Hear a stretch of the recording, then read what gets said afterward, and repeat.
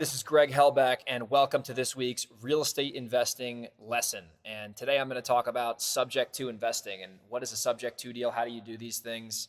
When do they make sense? And hopefully, after this video, Jesus, if you guys are watching the YouTube video, my hair is all over the place. But what really matters is the content. So, we're going to talk about subject to deals. Before I get into that, if you're not familiar with me, I've been a full-time real estate investor for over 6 years now. Let's see, 16, 17, 18, 19, 20, 1, 2, 3. Wow, almost 8 years. I'm way off. I've been doing this for almost 8 years now. It's crazy. It's 2015. I started 16, 17, 18, 19, 20. Yeah, 8 years. Anyway, I digress. That's not the point of this video. I've done well over 170 properties. I've done subject to deals, owner finance deals, cash deals, novations. I've done rentals.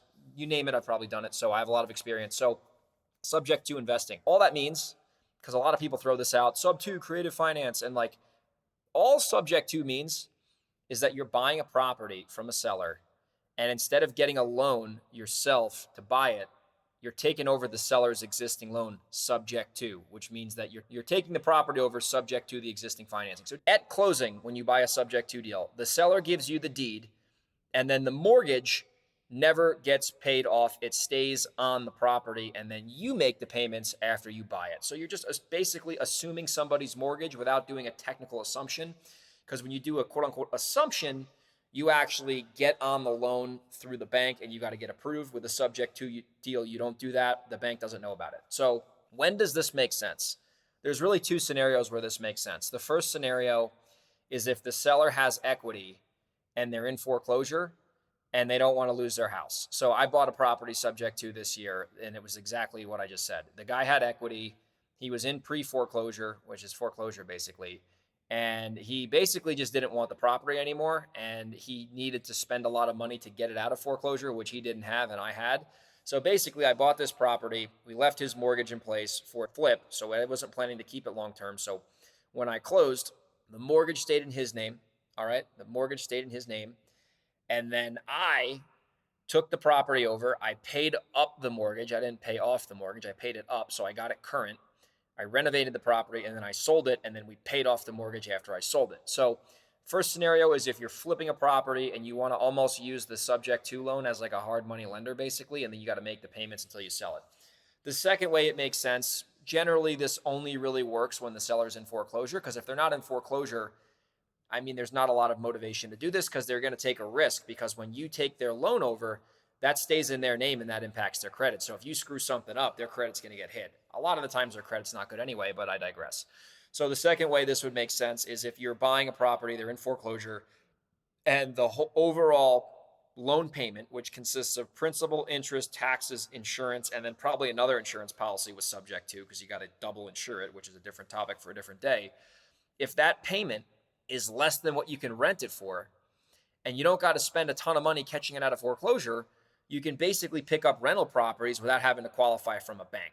So in my opinion, and I've only done a few subject to deals, but I've done enough to be able to speak about it, the only time a subject to deal really makes sense when the seller's going to go for it is if they're in foreclosure, because they basically have no option. When you're dealing with somebody who has no equity, and the only other way this will work, actually, I take that back, another way this will work, but you got to be careful here, is if you have a property and the seller is basically either upside down or has like basically like break even equity. And if they were to sell the property conventionally with a real estate agent, they would have to bring money to closing. They might sometimes agree to do a subject to deal because that would require them to not have to spend any money to get the property out of their name. So that's the only other way that this thing really works, because if somebody has equity and they're not in foreclosure, they're probably not going to give you their mortgage payment. It just doesn't really make a lot of sense. But if they could sell the house through a realtor and then they have to write a check for 20 grand because they don't have any equity to pay the commission, or they could sell it to you and they pay nothing and they get nothing, they might actually go for that too. But then in that case, you got to understand as an investor, I remember I say this all the time, just because you can buy a deal creatively doesn't mean it's a deal. So you're taking a property over essentially with no equity. So if something goes wrong with that property, you can't really sell it, right? You got to wait a long time to pay that loan down. So you really got to know what you're doing. That's the main takeaway I'm trying to give the listeners here is when you're doing a subject to deal, you really got to know what you're doing. You have to understand what your objective is with that property, whether you're flipping it short term or whether you're renting it long term. And you have to disclose to these sellers what you're doing, because if someone's keeping a mortgage in their name and they're giving you the deed, I mean, that can get a little hairy. If something goes wrong, they need to know the downsides. Another thing that could happen, this doesn't happen often, is the bank could call the note, which means that the bank could find out that you took the property over. And most mortgages in America have this thing called the due on sale clause, which means that if a property transfers and the mortgage isn't paid off, they could call that mortgage due and then they could technically foreclose on you. So what would happen if you take a property over subject to, there's no equity, and you get the due on sale clause called on you? You could really be up the creek, and then you might have to write a check to sell that property before it goes to foreclosure. So the point is, I'm not trying to scare you away from doing these deals.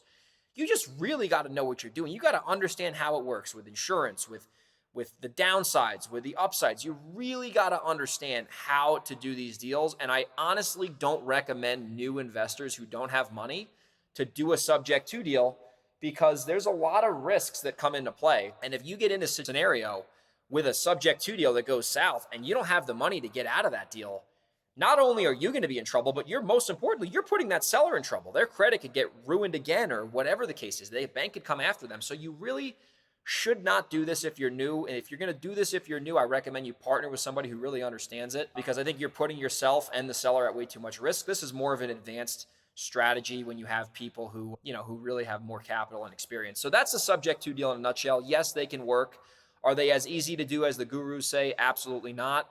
And a lot of the times I see subject to deals put out where people try to wholesale them, and the deals just doesn't make any sense, because yeah, it might be a sub 2 deal, but you got to spend 30 grand to get into the deal, and it's just not really worth it. So take them with a grain of salt. Yes, use them if you know what you're doing. But that's the skinny on a subject to deal. Hopefully you got value from this. If you did, obviously leave me a review on the podcast platform you're listening to. Subscribe to my YouTube channel, like the video. And if you're in Delaware, Reno, the Hudson Valley, or California, San Diego, and you want to do a deal with me, whether you want to wholesale me a deal or do a wholesale deal together, send me an email, greg@velocityhousebuyers.com. I'll see everybody on the next video. Take care.